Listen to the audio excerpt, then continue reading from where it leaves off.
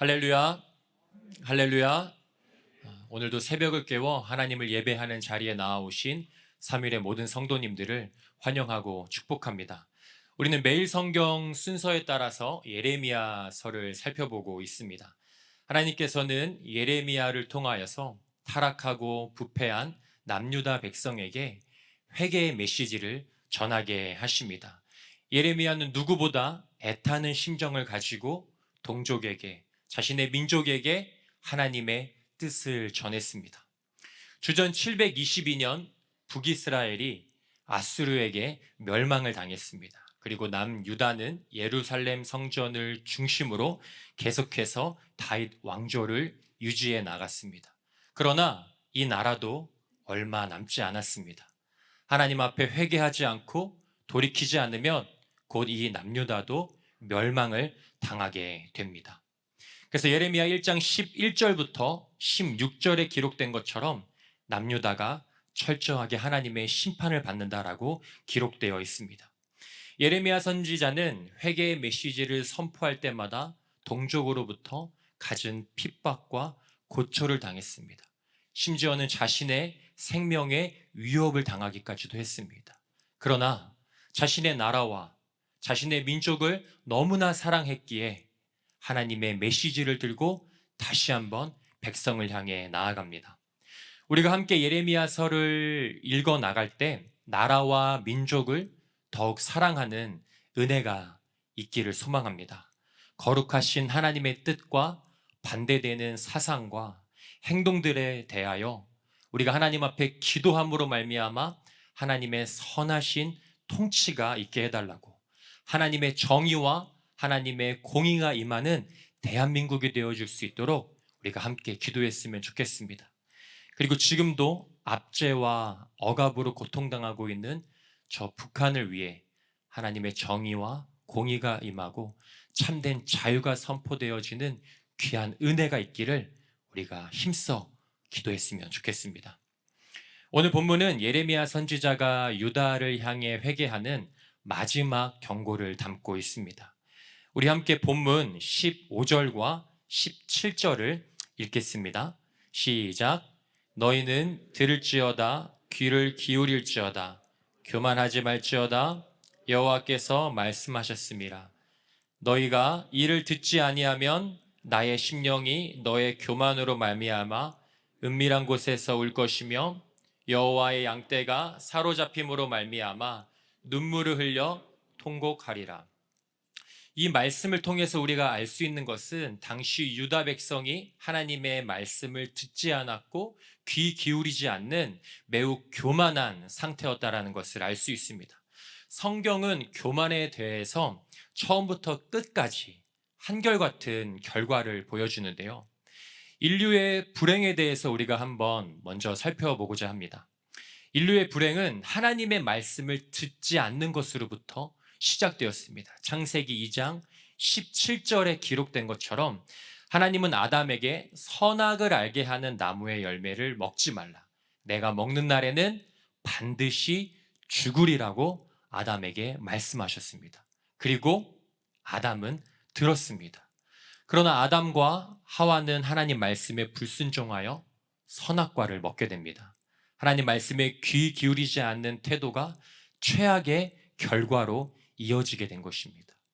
교만은 자신이 하나님과 같이 되어 선악을 결정하고자 하는 시도입니다. 그래서 교만은 가장 큰 불신앙이라고 할 수 있습니다. 교만으로 인해 세상과 인류는 죄의 저주와 심판 가운데 놓이게 되었습니다. 또한 모세는 하나님의 말씀을 듣는 것, 이 쉐마라는 것을 가장 중요하게 여기며 민족의 신앙 고백과 교육 지침으로 삼았습니다. 신명기 6장 4절과 5절을 저와 여러분이 함께 읽겠습니다. 시작. 이스라엘아 들으라. 너는 마음을 다하고 뜻을 다하고 힘을 다하여 내 하나님 여호와를 사랑하라. 이 듣는 것이 얼마나 중요한지 모세가 신명기 6장 4절과 5절의 내용을 가지고서 민족의 신앙 고백과 또 교육 지침으로 삼았는데요. 이 문헌에 따르면 이스라엘 백성은 이 아이가 태어나면 이제 막 말을 시작할 때에 이 쉐마의 첫 구절인 신명기 6장 4절을 가르치고 암송하게 했습니다. 또한 이스라엘 백성은 매일 아침과 저녁으로 이 신명기 6장 4절 이하의 쉐마 말씀을 고백했습니다. 그리고 마지막 죽음을 앞둔 순간에도 이 말씀을 암송하고 죽었다라고 하는 것이죠. 얼마나 듣는 것이 중요한지를 이스라엘 백성의 삶을 통해서 잘 알 수 있습니다. 이스라엘이 하나님 말씀을 잘 듣고 순종했을 때는 큰 복을 받았습니다. 억압과 고통 속에서 벗어나 자유를 누리게 되었고요. 어디를 가든지 여호와 하나님이 함께 하시는 형통한 삶을 살았습니다. 이스라엘은 하나님의 소유가 되었고 제사장 나라가 되며 거룩한 백성이 될 수 있었던 이유, 그것이 바로 하나님 말씀을 잘 듣고 순종했기 때문이라는 것이죠. 세상의 수많은 나라가 이스라엘을 통해서 여호와 하나님을 알게 되었고요. 또 하나님의 영광이 선포되었습니다. 그러나 쉐마가 지켜지지 않을 때 이스라엘은 큰 어려움을 당하게 됩니다. 영원할 것 같았던 당대의 최강국이라고 일컬어졌던 그 나라가 둘로 갈라지게 됩니다. 그리고 내분이 일어나고 갈등과 분열 속에, 그리고 외세의 잦은 침략으로 말미암아 고통 중에 이들이 살아가게 됩니다. 그리고 결국에는 두 나라 모두가 강국에 의해 멸망을 당하게 되는 비참한 결과를 초래하게 되는 것이죠. 이 우리나라 속담에 부모 말을 잘 들으면 자다가도 떡이 생긴다라고 하는 말이 있습니다. 제가 부모의 입장이 되어 보니까 이 속담이 더욱더 제 마음에 와닿습니다. 부모는 누구보다 자기 자녀에 대해서 잘 알고 늘 좋은 것만을 생각합니다. 그래서 자녀가 부모의 말을 잘 들으면 실수가 적고 또 좋은 일이 생기게 된다는 것이죠. 시편 2편 7절을 보시면 이렇게 기록되어 있습니다. 너는 내 아들이라. 오늘 내가 너를 낳았다. 그리고 로마서 8장 15절부터 16절은요. 성령이 친히 우리가 하나님의 자녀인 것을 증언한다라고 기록되어 있습니다. 창조주 하나님이 저와 여러분의 아버지가 되신다라는 것입니다. 그리고 저와 여러분은 하늘 아버지의 자녀가 된다라는 것이죠. 오늘도 우리가 예배를 시작하면서 처음 어떻게 신앙 고백을 했죠? 전능하사 천지를 만드신 하나님이 나의 아버지라는 신앙 고백을 했습니다. 하나님께서는 예레미야를 통하여 지금도 유다 백성이 아버지의 말을 잘 듣기를 원하고 계십니다. 열강들의 침략과 불안한 정세로 인해 근심하고 고통하는 이 백성을 누구보다 애타는 마음으로 바라보고 계신다라는 것이죠. 우리가 이 말씀을 대할 때 더욱 하나님 말씀에 귀 기울이고 순종으로 나아가는 결단이 있기를 축복합니다. 하나님은, 그 하늘 아버지는 나를 가장 좋은 길로, 나를 가장 완전한 길로 인도해 주시는 나의 아버지라는 사실을 분명하게 기억하셨으면 좋겠습니다. 이어서 본문 18절과 19절을 함께 읽겠습니다. 시작. 너는 왕과 왕후에게 전하기를 스스로 낮추어 앉으라. 곧 면류관이 내려졌다 하라. 네겝의 성읍들이 봉쇄되어 열자가 없고 유다가 다 잡혀가되 온전히 잡혀가도다. 왕과 왕후는 유다를 대표하는 사람들입니다. 이들은 이스라엘의 역사를 누구보다 자세하게 알고 있었고 또 어려서부터 이스라엘의 역사를 공부했던 사람들입니다. 그래서 누구보다 여호와 하나님을 인정하고 그 하나님을 찬양해야 될 사람, 예배해야 할 사람들이라는 것이죠. 자신들이 지금 왕궁에서 빛나는 면류관을 쓰면서 살아갈 수 있는 것도 다 하나님의 은혜임을 누구보다 고백해야 될 사람들이라는 것입니다. 그러나 왕과 왕후는 하나님의 말씀을 듣지 않았습니다. 하나님께서 보내신 선지자를 무시했다라는 것이죠. 자신들의 마음대로 판단하고 있었고 행동하고 있었습니다. 백성의 대표가 이러하니 당연히 백성들 또한 이와 같다라는 것을 우리는 잘 알 수 있습니다.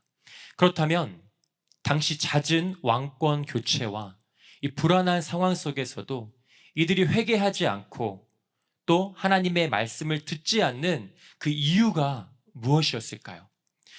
우리가 예레미야 7장을 살펴보시면 예레미야가 예루살렘 성전에서 한 설교가 기록되어져 있습니다. 이 유다 백성은 여호와의 성전이 있는 이 예루살렘 성읍과 이 성전을 이사야 37장에 근거하여서 신성 불가침한 곳으로 여겼습니다. 그러니까 절대 이 예루살렘 성읍만큼은 또 이 성전만큼은 무너지지 않을 것, 그 누구도 이곳을 침략할 수 없다라고 이들이 굳게 믿고 있었다라는 거죠. 이 믿음은 약 100년 전 히스기야 왕 때 이사야 선지자가 아수르의 사네립이 이 예루살렘 성읍을 침략할 수 없다라고 예언한 것에 기초하고 있습니다. 사네립의 침공으로 말미암아 유다의 모든 성읍들이 침략당하게 되고 이제 예루살렘 성읍만, 이 성전만을 남겨두고 있었습니다. 이러한 위기의 상황 속에서 히스기야 왕과 또 왕궁의 대신들, 또 원로 제사장들은요, 굵은 베옷을 입고 하나님께 나아가 간절히 하나님께 아뢰습니다. 회개하고요, 이 모든 상황을 주장해 주실 여호와 하나님을 신뢰하며 나아갔다라는 것이죠. 이러한 왕과 신하들과 선지자들의 기도를 들으시고 하나님께서는 남유다를 지켜주셨습니다. 그리고 하룻밤 사이에 여호와의 사자가 아수르 진영에 나가서 18만 5천 명을 멸했습니다. 이 일로 말미암아 아수르는 퇴각하게 되고 결국 이사야 선지자의 예언처럼 사네립은 비참한 결말을 맞이하게 되었습니다.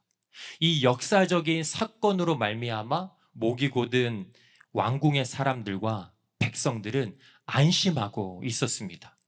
왜 이러한 기적이 일어났는지 본질적인 부분에 대해서는 파악을 하지 않았고 일어난 현상만 바라보고 있었다라는 것이죠. 잘못된 믿음이 이들의 삶을 오염시키고 이들을 마비시켰습니다. 이제 곧 임할 엄중한 심판에 대해 완전히 무감각해져 있었다라는 것입니다.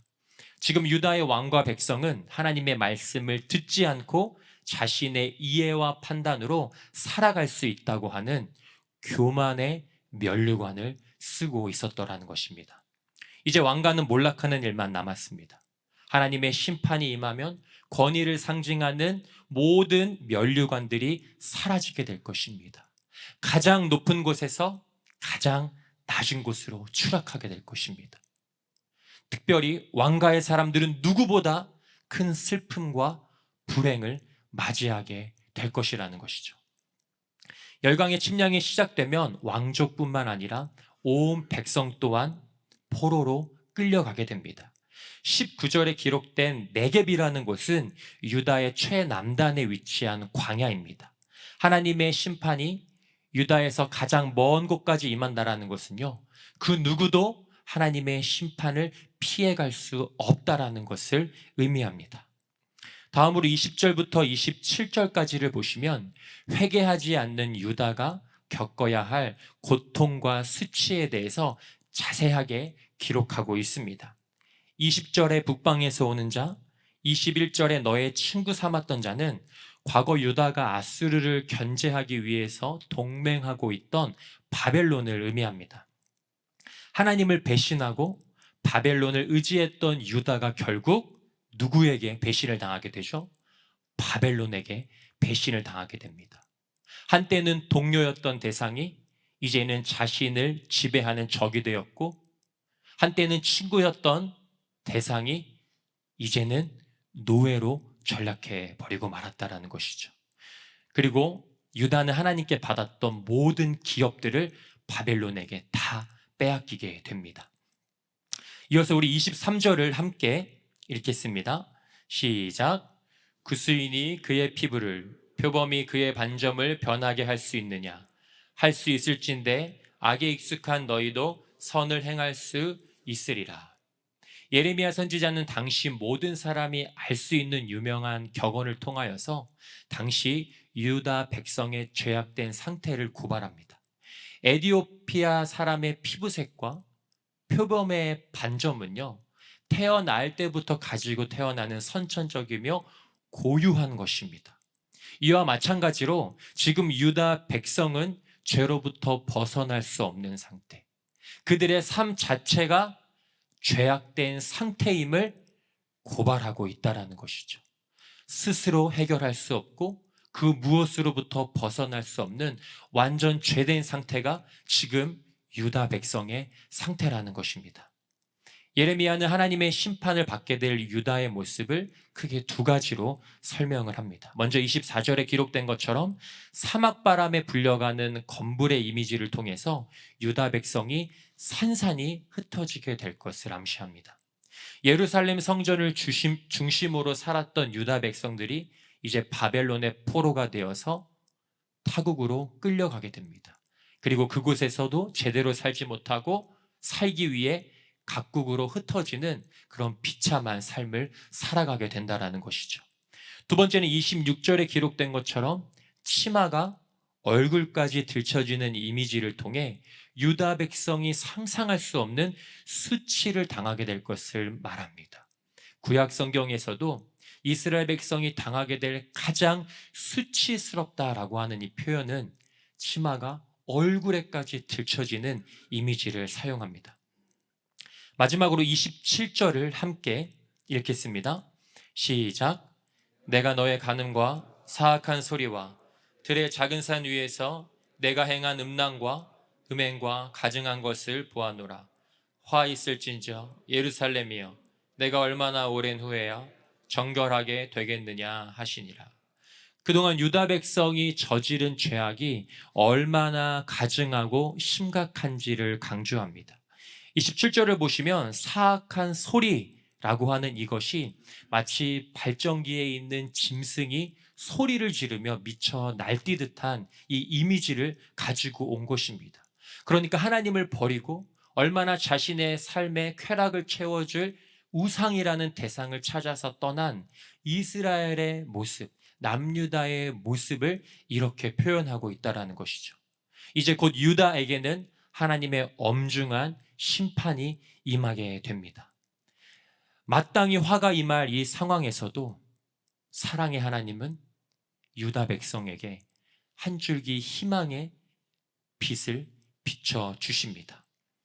화 있을진저 예루살렘이여 내가 얼마나 오랜 후에야 정결하게 되겠느냐 하시니라. 이 심판의 목적을 분명하게 알려주시는 것입니다. 하나님이 선택하신 백성에게 심판하실 때는 그 목적이 진멸과 멸망에 있지 않다라는 것입니다. 오히려 이 심판의 목적은 선택하신 백성의 정결에 그 목적이 있다라는 것이죠.